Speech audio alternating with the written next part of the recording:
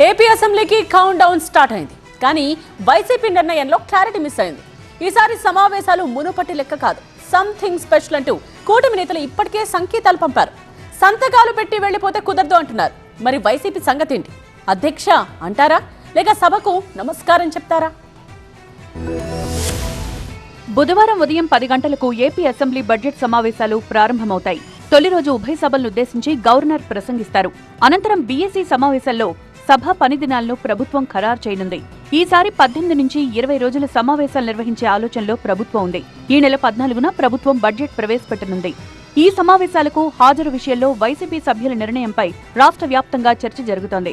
ఈసారి సమావేశాలకు వైసీపీ సభ్యులు వస్తారంటూ ప్రచారం జరుగుతున్నప్పటికీ ఒక్కరోజు మాత్రమే హాజరవుతారా లేక సభ జరిగినన్ని రోజులు సమావేశాల్లో ఉంటారా?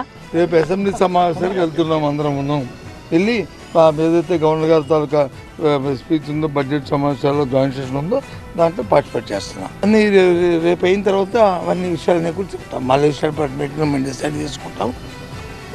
ఎల్లుండి లెజిస్లేటివ్ మీటింగ్ ఉంది.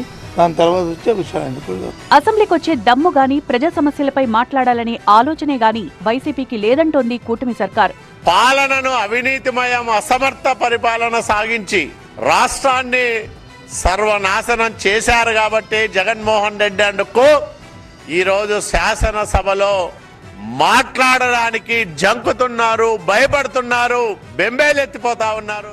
2024లో కూటమి సర్కార్ కొలువు తీరినప్పటి నుంచి అసెంబ్లీ వ్యవహారాలపై వైసీపీ అభ్యంతరాలు వ్యక్తం చేసిన విషయం తెలిసిందే.